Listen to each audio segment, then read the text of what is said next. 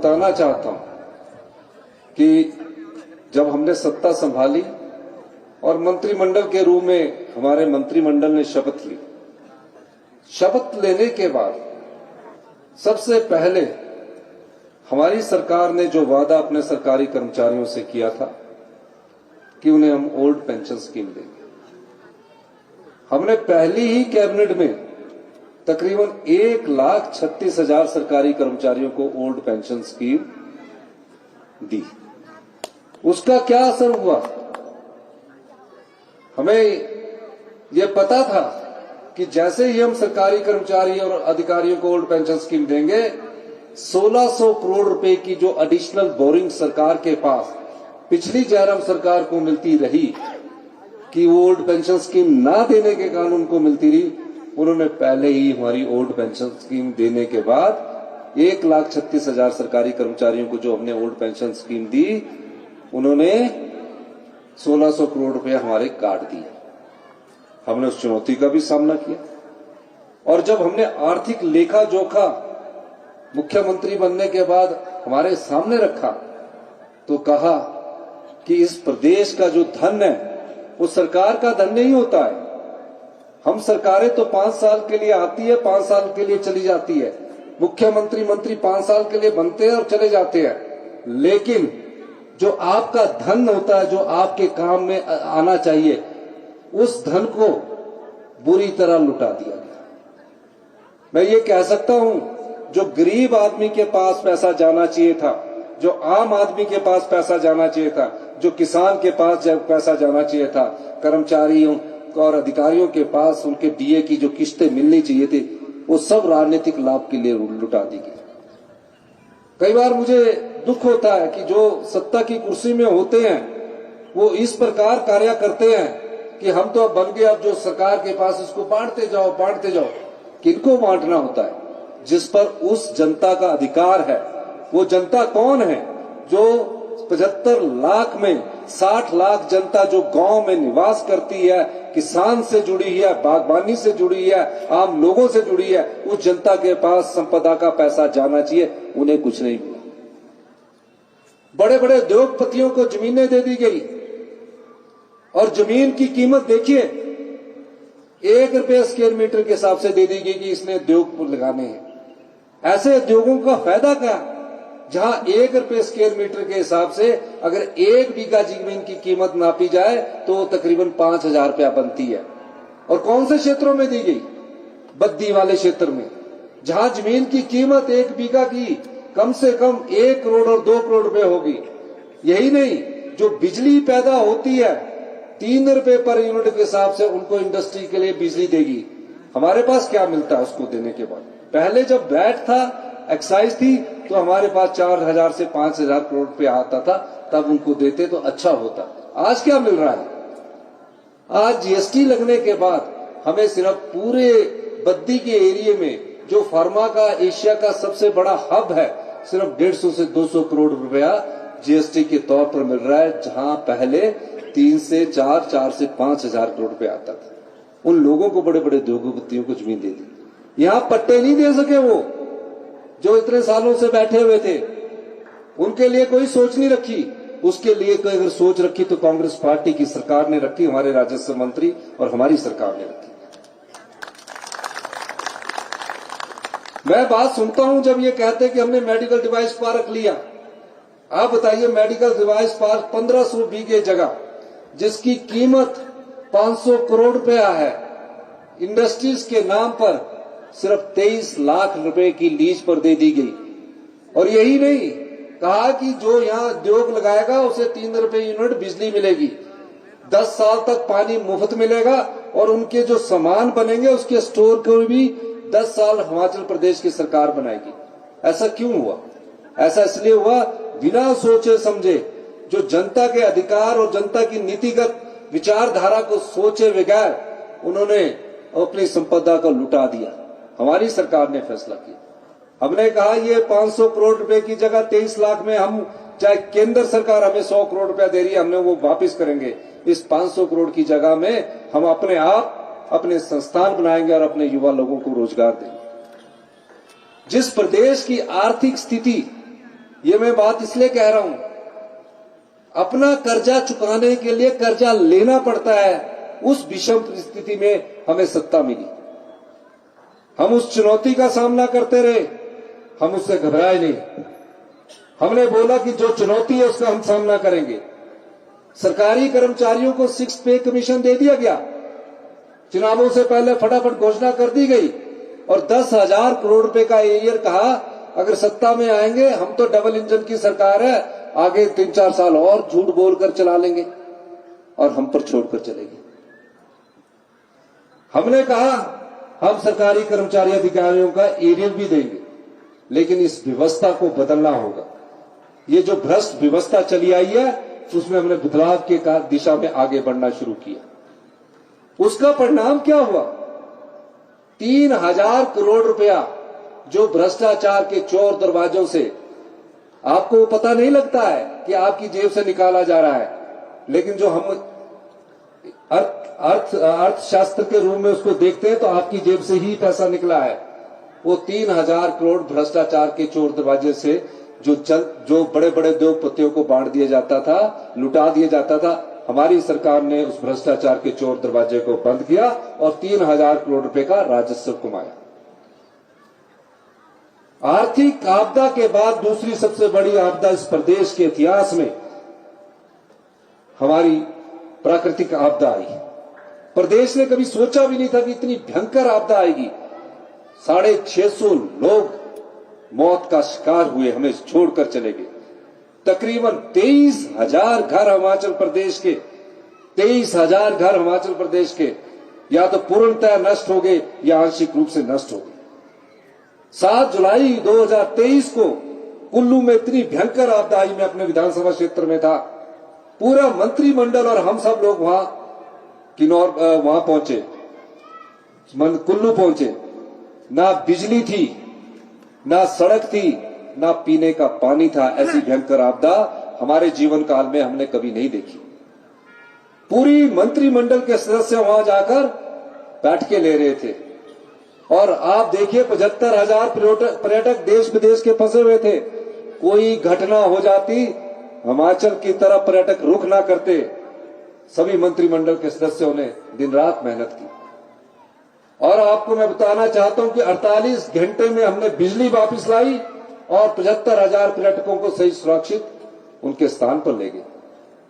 एक आपदा ऐसी आई कि 75,000 पर्यटक जाने के बाद चंद्रताल में 295 पूना, मुंबई, मंगलौर, मद्रास के पर्यटक फंसे हुए थे। 4-4 फुट बर्फ गिरी हुई थी और एसपी साहब भी वहां फंसे हुए थे, जो यहां किन्नौर के एसपी साहब है। हमने एयरफोर्स की मदद मांगी, एयरफोर्स ने एक सोटी ली, देश की एयरफोर्स ने एक सोटी ली। कहा लैंडिंग की सुविधा नहीं है, अगर कोई घटना घट जाएगी हम जिम्मेवार नहीं ले सकते। एक सोटी में वो हैंडीकैप्ड लोगों को निकाल कर लाए। अब दूसरी सोटी में उन्होंने जाने से मना कर दिया कि आप इस बारे में बोलिए कि अगर कोई घटना घटेगी उसकी जिम्मेवारी अगर सरकार लेती है। अब क्या करें, जहां देश की एयरफोर्स ने इस प्रकार की बात कही, हमारे पास कोई विकल्प नहीं था। उतने में मनाली से मीटिंग करके जगत नेगी जी वापिस आए। मैंने इनको कहा कि ऐसी है, इन्होंने कहा कि हम किन्नौर के लोग हैं, हम बर्फ से लड़ना जानते हैं, मैं वहां जाने की सोचता हूं। मैंने कहा नेगी जी आपकी उम्र 65 साल से ऊपर है। कहा कोई बात नहीं, मैं सुंदर ठाकुर जी, जगत जी और संजय अवस्थी जी इनको लोसर में उतार कर आए और जब रात के 2 बजे सैटेलाइट से फोन किया कि हम 295 लोग जो 4 दिन से बर्फ के अंदर फंसे थे, खाना पानी बंद होने वाला था, 2 दिन की घटना हो जाती तो कम से कम उसमें से कुछ लोग जिंदा ना बचते। 14 गाड़ियों के साथ रात सुबह जब 4 बजे चले तब हमने सांस ली कि जगत सिंह नेगी जी और संजय अवस्थी ने 295 लोगों को वहां सही सलामत पहुंचाया। ये सरकार की प्रतिबद्धता दर्शा रहा हूं कि जहां मंत्रिमंडल के सदस्य अपनी जान पर खेलकर उनकी जान बचाने के लिए दौड़े, ये सरकार की नीति थी, ये जगत सिंह नेगी जी का हौसला था। इस प्रकार का सपूत किन्नौर के लोगों ने पैदा किया। ये मैं क्यों कह रहा हूं, एयरफोर्स मना कर चुकी है और पता है जब कोई घटना होती तो सरकार पर उंगली उठाई जाती है और उस प्राकृतिक आपदा ने सड़कें तोड़ दी। 14 अगस्त को और दोबारा आपदा आई। एक ही दिन में आपदा के कारण, लैंडस्लाइड्स के कारण, बाढ़ के कारण 51 लोग हम सबको छोड़कर चले गए। भारत सरकार की टीम आई, केंद्रीय टीम ने सर्वे किया और इनके नेता जो एमपी है बार बार ये कहते हैं कि हमने इतने करोड़ दिए। वो तो आपदा नहीं भी आएगी तो भी एनडीआरएफ का पैसा देना पड़ता है, जो हमारा सेंट्रल स्टेट टैक्सेस का शेयर है। उसकी किस्त जुलाई में आती है और दिसंबर में आती है। उसका गुणगान कर रहे हैं। केंद्र की टीम आई, केंद्र में तो हमारी सरकार नहीं थी, भारतीय जनता पार्टी की सरकार थी। आंकलन किया गया, कहा गया कि 10,000 से करोड़ से ज्यादा का नुकसान हुआ, जिसको हम कहते हैं कि डिजास्टर के बाद नुकसान की भरपाई करनी है, जिसे पीडीएन कहते हैं, पोस्ट डिजास्टर नीड असेसमेंट। कहा गया कि 12,000 करोड़ का हो गया, हम जल्दी ही आपको इसका पैसा देंगे। आज तक उसका एक भी पैसा, आज तक मैं 2-3 बार तो खुद चक्कर मार के मिलकर आ गया हूं कि पीडीएन का पैसा दीजिए, 10,000 करोड़ नहीं देना तो कुछ तो दीजिए। उन्होंने अभी तक हाँ नहीं भरी है। हमने अपने संसाधनों से 4500 करोड़ रुपए का पैकेज दिया, जिसमें नेगी जी ने बताया प्रधानमंत्री आवास योजना के तहत सिर्फ 1.5 लाख मिलता है, उसमें 1,30,000 केंद्र सरकार देती है, 20,000 हमारा शेयर होता है। हमने उन परिवारों को बसाने के लिए जिसने पाई पाई जोड़कर अपना एक घर बनाया होता है, उस आपदा राहत को बढ़ाकर 1.5 लाख से बढ़ाकर 7 लाख रुपए किया। किन्नौर में भी 7 लाख रुपए की उस आपदा राशि को दिया। और जिनको छोटा सा मकान क्षतिग्रस्त होने पर सिर्फ 5,000 रुपया मिलते थे, हमने उसको बढ़ाकर 1 लाख किया, क्योंकि हिमाचल की जनता का पैसा हिमाचल के लोगों के विपदा के समय काम आना चाहिए, ये सोच हमारी थी। इतना ही नहीं, सत्ता की भूख ऐसी कि सत्ता गिराने के लिए राज्यसभा का चुनाव हुआ। इन लोगों ने राज्यसभा के चुनाव में हमारे कुछ विधायकों को खरीद लिया और खरीदने के बाद राज्यसभा के चुनाव जब हमने हारे तो सरकार को गिराने की कोशिश की गई। जयराम ठाकुर जी रोज बात करते हैं, मीडिया में रहते हैं। सुबह ही 7 बजे गवर्नर साहब के पास चले गए, कहा कि अब मैं मुख्यमंत्री के पद की, हम माइनॉरिटी में हो गए हैं, लेकिन हम फिर भी 34 थे। मैं हिमाचल की जनता का और देवी देवताओं का धन्यवाद करना चाहता हूं। केंद्र में भारतीय जनता पार्टी की सबसे मजबूत सरकार बैठी थी। हिमाचल की जनता ने लोकतंत्र की परिभाषा लिखकर रख दी। उन्होंने कहा जो लोग बिके होते हैं, जो राजनीतिक मंडी में बिके होते हैं, हिमाचल की जनता बिकाऊ नहीं है। जो भगवान में विश्वास करती है, ईमानदारी में विश्वास करती है, नैतिकता में विश्वास करती है, और कांग्रेस की को द्वारा से 40 सीटों पर पहुंचा दिया। उसके बाद हमारी सरकार ने दिन रात मेहनत की और आज मैं कह सकता हूं कि हमारी अर्थव्यवस्था पटड़ी पर आ रही है। जब हमने कहा कि 2027 में हिमाचल को आत्मनिर्भर बनाएंगे, तो हम उस दिशा में आगे बढ़ रहे हैं, हम फैसले कर रहे हैं। भारतीय जनता पार्टी ने पूरे 5 साल में रोजगार के अवसर नहीं पैदा किए, लेकिन हम पर बार बार उंगली उठाते हैं। कभी समोसे की बात कर लेते हैं, कभी किसी और चीज की बात कर लेते हैं। अब हम गांव में गए, वहां हमारे कल्चर है, पहाड़ में किसी ने मुर्गा परोस दिया तो हमने पूछ लिया, भैया मुर्गा कोई खाएगा? तो उसकी बात करके नेशनल टीवी पर चला दिया। और यहां भी बेचारे एक हमारे भाई की विमल नेगी की हत्या, उसका भी राजनीतिकरण कर रहे। भाई उसे न्याय मिलना चाहिए। उनके जगन नेगी जी मेरे पास आए, उन्होंने कहा कि इसको सस्पेंड कीजिए। हमने बिना पूछे उसको सस्पेंड किया, कोई इंक्वायरी नहीं की। मीना को ट्रांसफर कर दीजिए, मीना को ट्रांसफर कर दिया। और हमने कहा हम परिवार के साथ न्याय के लिए खड़े हैं। भारतीय जनता पार्टी ने उसमें भी राजनीतिक रोटियां सेकने के लग गई। ये परिवार के साथ आज भी हम खड़े हैं, कल भी खड़े हैं। सीबीआई की इंक्वायरी हुई, कोर्ट ने ऑर्डर दिए, कोई बात नहीं, पर जो एसआईटी ने भी इंक्वायरी की, उन्होंने भी सही इंक्वायरी की है। कोई किसी को कोई नहीं बचा रहा है। जो भी गलत होगा सलाखों के पीछे जाएगा, क्योंकि हमारी सरकार न्याय में विश्वास करती है। लेकिन ऐसा नहीं है कि एक के साथ तो न्याय कर रहे हो और दूसरे के साथ जानबूझकर अन्याय हो रहा हो। ये फिर भी राजनीतिक रोटियां सेकते रहे। आज सवाल क्या पैदा होता है कि आपकी जेब से पैसा चुराकर जो इन्होंने भ्रष्टाचार के चोर दरवाजों से लुटाया है, हमारी सरकार उसकी सारी छानबीन कर रही है। मैं आपको बताना चाहता हूं, लूरी, सुन्नी, शोंगटोंग का पावर प्रोजेक्ट लग रहे हैं। करचम बांगटू हमारा है, हम इसमें स्पीड अप करें। 20 साल से स्पीड अप नहीं हुआ, ये मंत्री जी के होने के कारण तब काम स्पीड अप हुआ है, तब 2026 से शुरू के 27 में पूरा होगा। लेकिन इन्होंने क्या किया, इन्होंने कहा धोला सील लूरी सुन्नी प्रोजेक्ट हमने एसजेपीएनएल को दे दिए। एसजेपीएनएल में हमारा 27% शेयर है, पर हमको मिलता कुछ नहीं है। हमने कहा क्यों दे दिए कि 12% फ्री रॉयल्टी भी नहीं लेंगे। 12% फ्री रॉयल्टी तब लेंगे जब प्रोजेक्ट फ्री हो जाएंगे। हमने क्या पाया, हमको कुछ नहीं मिला। मैंने स्पष्ट कर दिया कि धोला सील सुन्नी लूरी प्रोजेक्ट अगर वो हमें 12, 18, 30% बिजली फ्री रॉयल्टी देने को तैयार है, हम वो प्रोजेक्ट उनको तब देंगे और 40 साल बाद वो हिमाचल की जनता को वापिस आने चाहिए। अभी तक कोई प्रोजेक्ट 40 साल बाद नहीं आता है। पानी हमारा है, पानी हमारा है, बहता हुआ सोना पानी है।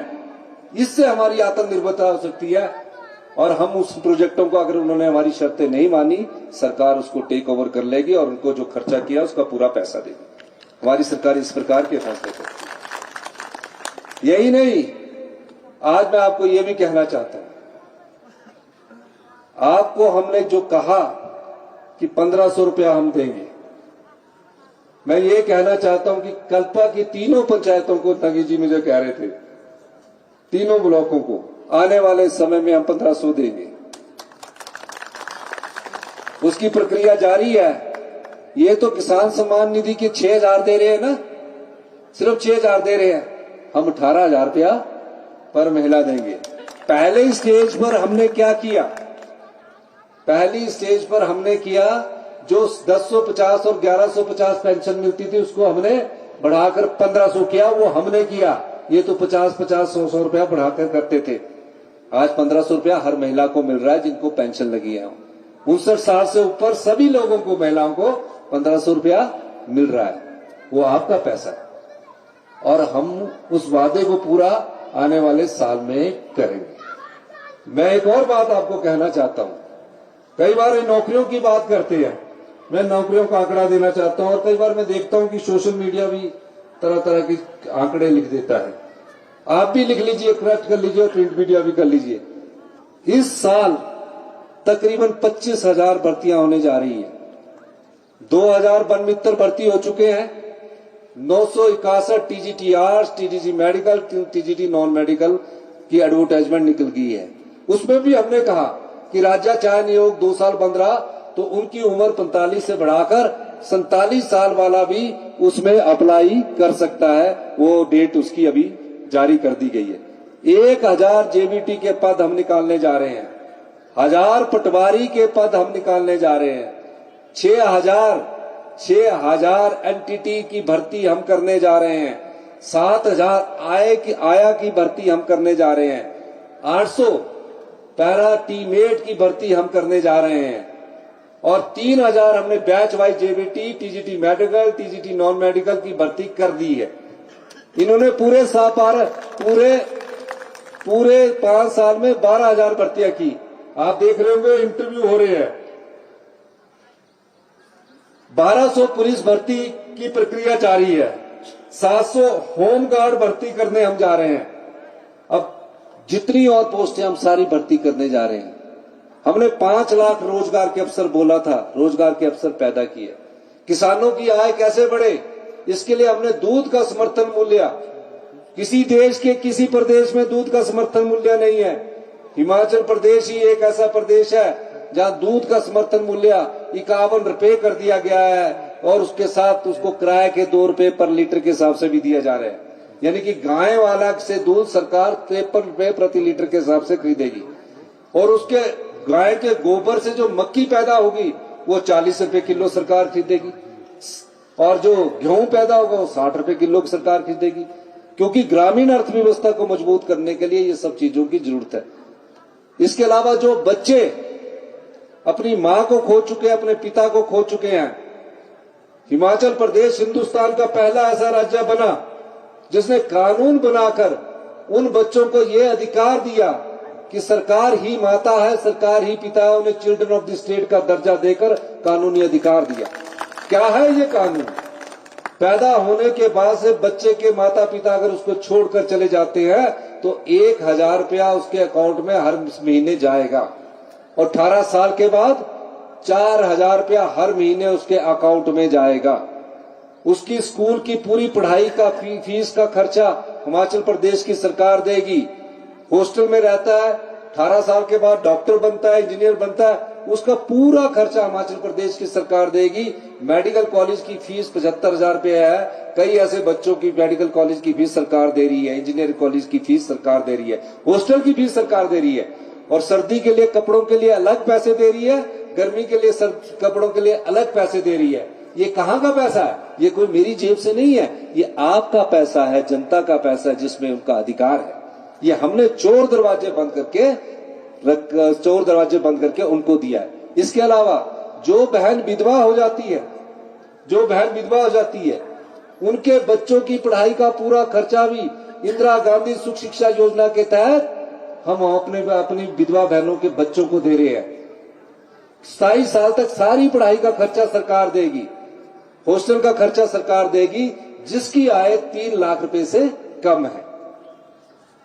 तो ये पैसा आपके, किसने सोचा था विधवा बहन के बच्चा अगर डॉक्टर बनता था, पति की अचानक मृत्यु हो जाए तो वो कभी विधायक के पास जाती थी, कभी किसी के पास लोन उठाकर जाती थी कि मेडिकल कॉलेज की फीस देनी है, इंजीनियरिंग कॉलेज की फीस देनी है। ये हमारी सरकार संवेदनशील सरकार, ये हमने आप लोगों के लिए सोचा। हम अभी 70 साल से ऊपर वाले लोगों के लिए घर के दरवाजे तक हम एक नई योजना लेकर जा रहे हैं ताकि बुजुर्गों को घर के दरवाजे तक आपको सम्मान मिले। घर के दरवाजे में आकर डॉक्टर उसको चेक करके जाए कि उसकी सेहत कैसी है। उस योजना पर हमारी सरकार काम कर रही है। आपको डिस्पेंसरी जाने की जरूरत नहीं है। आपके मेडिकल कॉलेजों में क्या हाल है? ये सरकार, मैं बता रहा हूं, पिछले 5 सालों में जिनके पास तकरीबन 1 लाख करोड़ हमारी सरकार से ज्यादा आया है, 16,000 करोड़ तो जीएसटी कंपनसेशन सेस का आया है। आज हॉस्पिटल में यह हाल है कि आईजीएमसी जो है, इंदिरा गांधी मेडिकल कॉलेज शिमला का सबसे प्रीमियम हॉस्पिटल है, वहां 19 साल पुरानी एमआरआई की मशीन है। आपके हॉस्पिटल वगैरह में तो पुरानी बहुत ही होगी, उससे इलाज नहीं होगा। मेडिकल टेक्नोलॉजी बहुत ऊंची चली गई है।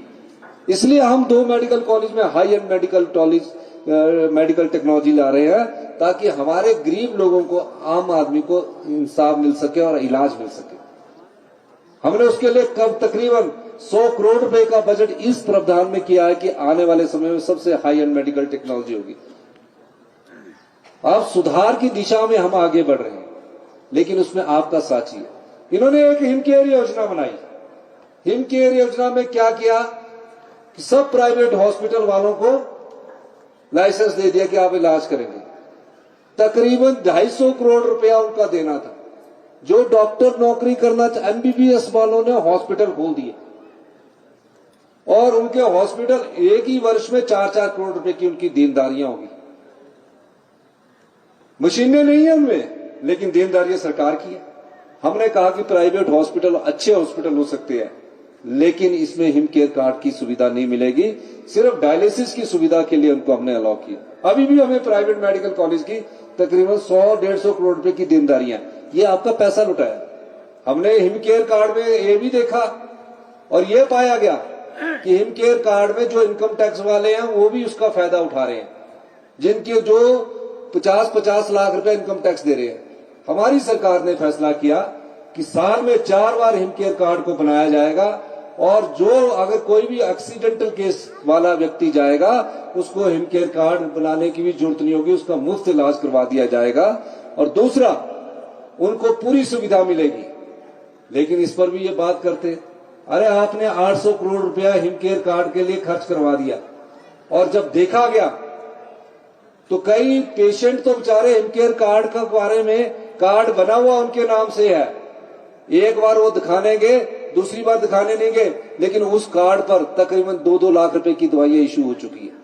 अभी एक घपला चंडीगढ़ के पीजीआई में पकड़ा गया है, आयुष्मान भारत और इसका ऐसा ही घपला हिमाचल प्रदेश में भी अभी सामने आने वाला है। ये किसका पैसा है? आपका पैसा है। गरीब को, आम आदमी को, उसको हिमकेयर कार्ड का लाभ मिलना चाहिए।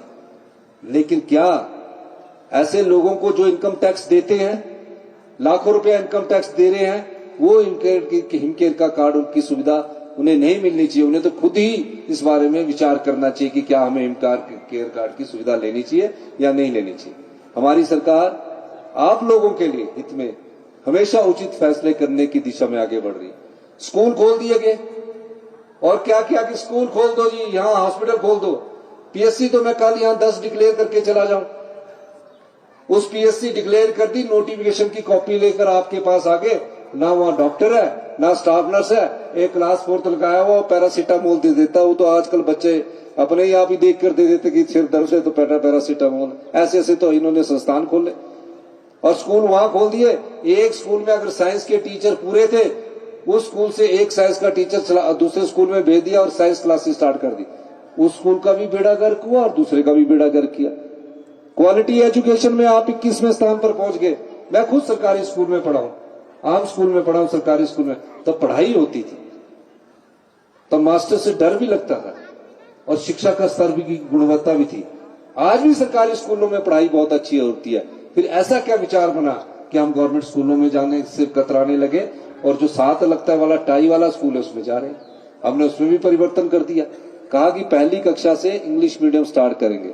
अगली बार यहां इस क्षेत्र में नेगी जी ने मुझे बताया कि 4 सीबीएसई स्कूल हम अपने खोलने जा रहे हैं। निचार मंडल, पू मंडल और कल्पा मंडल और रिकांगपियो मंडल, 4 सीबीएसई स्कूल अगले साल से आपके यहां से शुरू कर दिए जाएंगे।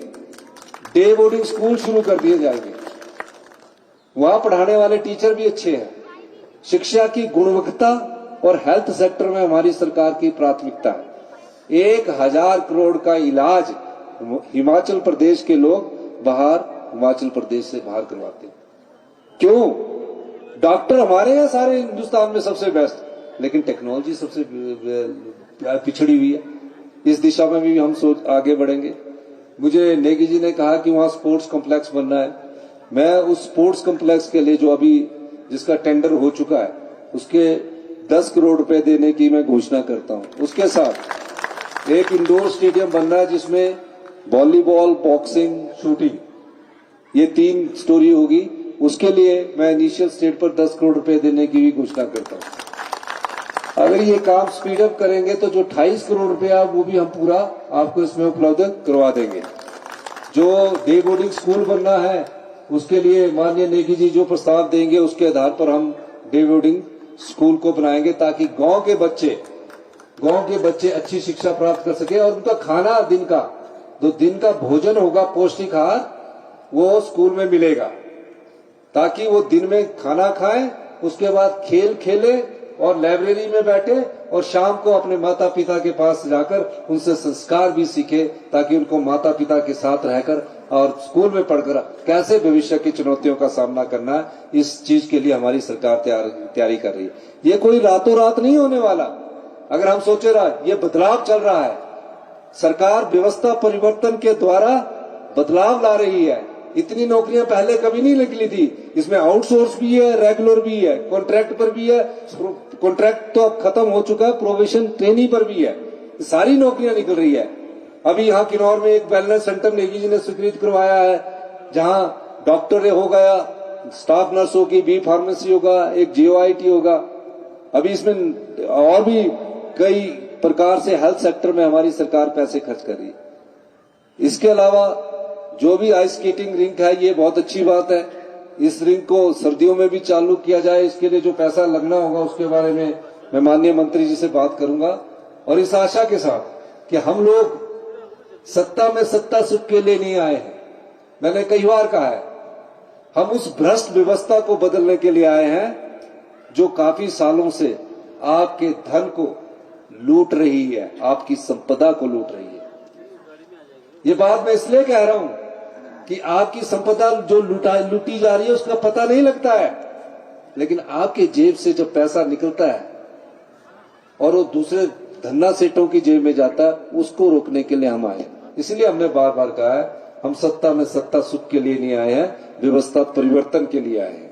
तो इस व्यवस्था परिवर्तन में आम लोगों को न्याय मिले, किसान को न्याय मिले, युवाओं को रोजगार मिले, बेरोजगारों को रोजगार मिले, वृद्ध जन जो है, हमारे जो बूढ़े लोग हैं, उनको सम्मान मिले, इसलिए हम 70 साल से ऊपर के लिए एक हेल्थ की योजना लेकर आ रहे हैं, ताकि उनके घर दरवाजे तक कोई बीमारी हो उसका पता लगा सके। इस दृष्टि से हमारी सरकार काम कर रही है। ये ठीक है, अभी हमारी विषम आर्थिक परिस्थितियां हैं, लेकिन योजनाएं बनाने में भी समय लगता है, फिर पैसा देने में कोई ज्यादा समय नहीं लगता है। हमारी अर्थव्यवस्था में सुधार हुआ है, 6-8 महीने की बात है, फिर हम तेजी से हमारी अर्थव्यवस्था आगे बढ़ेगी। और मेरा मानना है कि 2027 में हिमाचल प्रदेश आत्मनिर्भर बनेगा और 2032 में हम हिंदुस्तान के सबसे समृद्धशाली और अमीर राज्य बनेंगे, इसमें कोई दो राय नहीं है।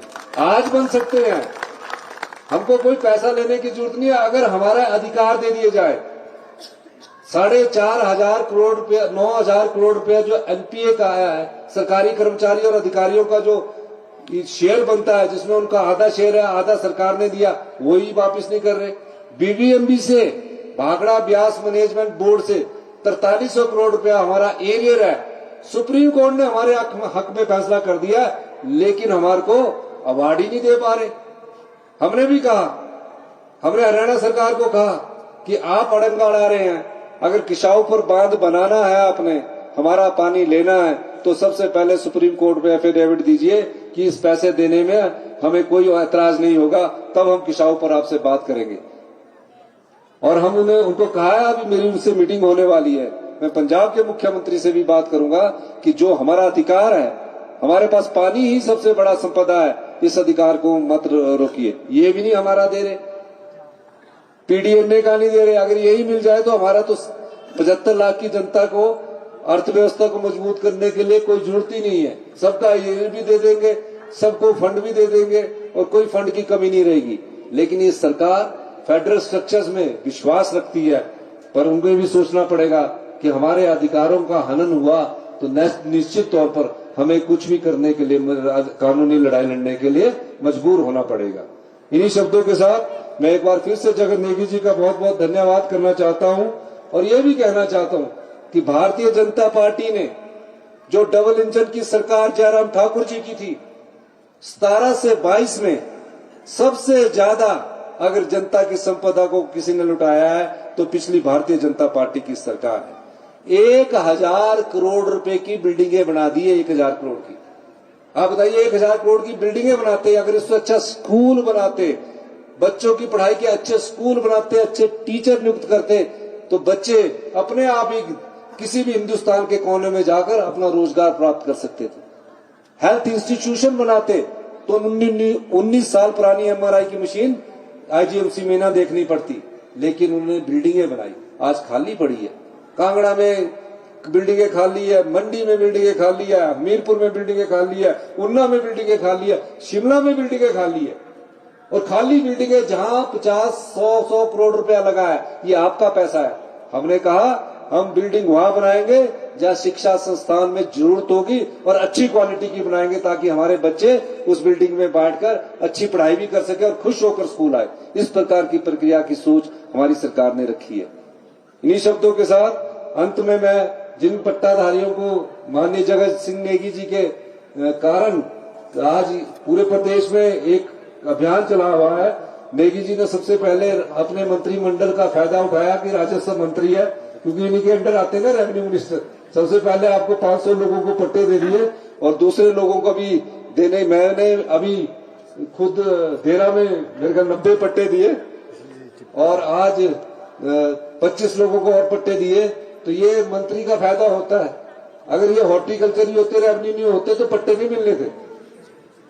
इसलिए पट्टे इसलिए मिलेंगे, राजस्व का सारी कागज, पटवारी, कानून, तहसीलदार, कानून। सबसे बड़ी बात है, पढ़े लिखे हैं, लॉ जानते हैं, जो कानून जानता है उन्होंने ही पट्टे दिलाए आपको। और जब ताकत आई, उस ताकत का इस्तेमाल आप लोगों की सेवा के लिए किया।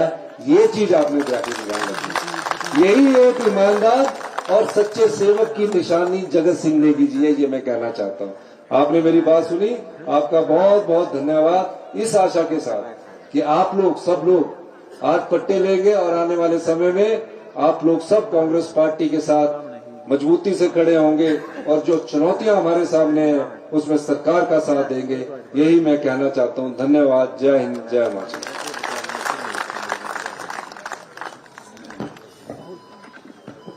धन्यवाद।